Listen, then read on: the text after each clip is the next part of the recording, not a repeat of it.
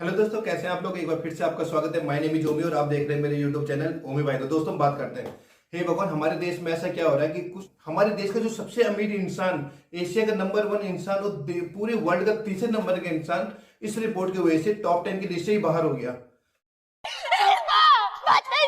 हाल ही में एक रिपोर्ट आई थी, हिंड्सबर्ग रिपोर्ट। हिंड्सबर्ग रिपोर्ट ने क्या करा कि अदानी को चौपटी कर दिया। साल में इन्होंने इतनी कमाई करी थी कि उन्होंने हाल ही में 2-4 दिन देखने के बाद, इस रिपोर्ट के बाद इनकी कंडीशन इतनी खराब हो गई कि आज की डेट में नंबर 3 से टॉप 10 की लिस्ट से बाहर आ गया। जब तक मैं ये वीडियो बना रहा था तो 11वें नंबर पे आगे थे पूरी दुनिया के रिचेस्ट मेंबर। पहले मैं इसके बारे में आपको बताना चाहता हूँ कि क्या ये रिपोर्ट थी। दोस्तों, एक हिंड्सबर्ग रिसर्च नाम की कंपनी है। आपको पता है कितनी बड़ी कंपनी है? केवल 5-7 लोग ही इसमें काम करते हैं। होता क्या है आज मैं बताता हूं आपको। 27 जनवरी से 31 जनवरी तक अदानी ग्रुप ने एक एफपीओ निकाला था। एफपीओ क्या होता है? जैसे आप शेयर मार्केट में पैसे डालते हो ना, तो वैसे ही एफपीओ होता है। एफपीओ में क्या होता है कि इन्होंने 20,000 करोड़, जो बहुत बड़ी इन्होंने एक स्कीम खोली थी कि आप अपने इसमें इन्वेस्टमेंट कीजिए अपने पैसों का, और बाद में जो कंपनी प्रॉफिट होता है जैसे शेयर मार्केट में होती है। पर इन्होंने 20,000 करोड़ रुपए का एक पब्लिक से फंड ले रहे थे, मतलब एक शॉर्टकट में एक फंड ले रहे थे। तो 2-4 दिन पहले ही जब इनका एफपीओ लॉन्च होने वाला था, खुलने वाला था एक, तो उससे पहले एक ये रिपोर्ट आ गई, हिंड्सबर्ग रिपोर्ट, हिंड्सबर्ग रिसर्च की एक रिपोर्ट आ गई।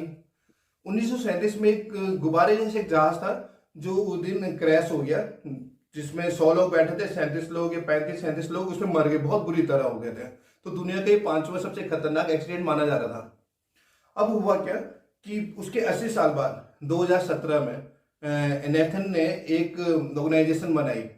ऑर्गेनाइजेशन उससे बहुत प्रभावित थी किस एक्सीडेंट से? 1937 में जो एक्सीडेंट हुआ था, ये गुब्बारे वाला जो जहाज था बना हुआ।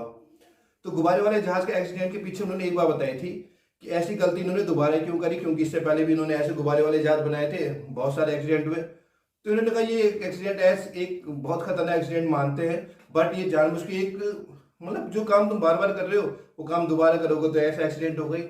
तो उससे प्रभावित होकर इन्होंने क्या किया कि एक ऐसी कंपनी बनाई जिसका नाम उन्होंने इसी नाम से रखा। क्या था इसका नाम? हिंड्सबर्ग रिसर्च। इन्होंने ये सारे एक्सीडेंट रोकने, जो इनकी एक सोच थी, इन्होंने एक्सीडेंट रोके फाइनेंस के एरिया में। फाइनेंस मतलब फाइनेंस का कुछ होता है कि फाइनेंस क्राइसिस नहीं आना चाहिए, क्योंकि उससे क्या होता है कि बहुत बड़ा नुकसान होता है। बहुत सारे इन्वेस्टर होते हैं, बहुत सारे लोग पैसे लगाते हैं, तो उनका नुकसान होता है। तो इसी नुकसान को रोकने के लिए इन्होंने ऐसी संस्था की स्थापना करी, हिंड्सबर्ग रिसर्च की।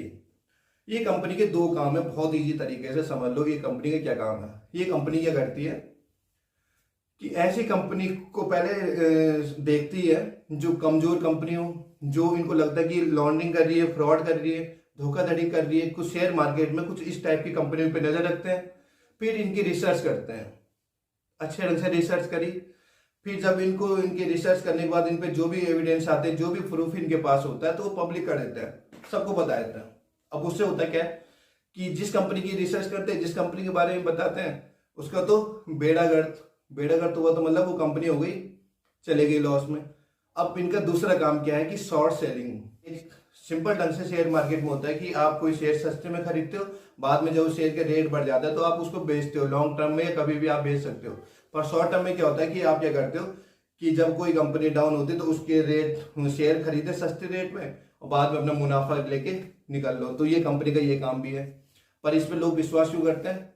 एक मेन कारण क्या है, ये जैसे कोई रिपोर्ट आती है तो इसमें लोग इतना विश्वास करते हैं कि हाँ भाई, कि ये जो रिसर्च करते हैं पक्की रहती है।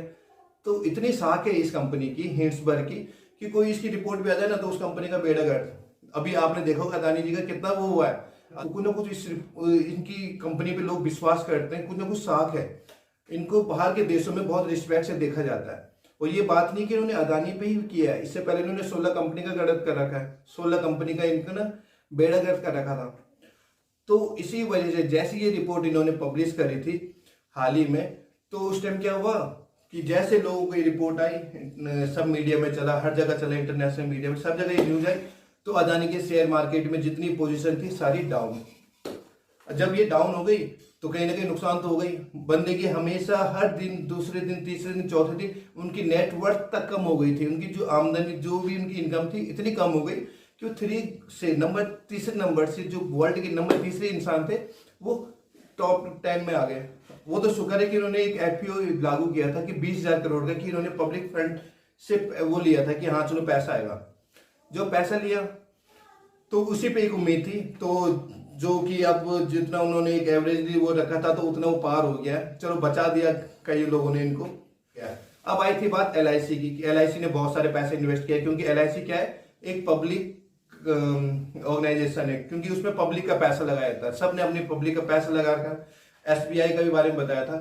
तो इन दोनों की जो एक रिपोर्ट आई थी, एलआईसी की जो लास्ट रिपोर्ट आई थी, तो एलआईसी ने कहा था कि हमको इस बारे में ज्यादा घबराने की बात नहीं है, क्योंकि जितना उन्होंने उनके ऊपर कर्जा दिया था, लोन दिया था या इन्वेस्टमेंट किया था, तो उसकी काफी वो आ गई है। वो जितने भी वैल्यूएशन है पूरी कंपनी एलआईसी की, तो उसका केवल 1% ही है, तो इससे उनका कोई फर्क नहीं पड़ेगा। भले वो इस बारे में उनसे विचार करेंगे, आगे बात करेंगे, और अगर कुछ ऐसा हो जाता है और भविष्य में ये उनको क्या करेंगे, लोन शायद नहीं दे।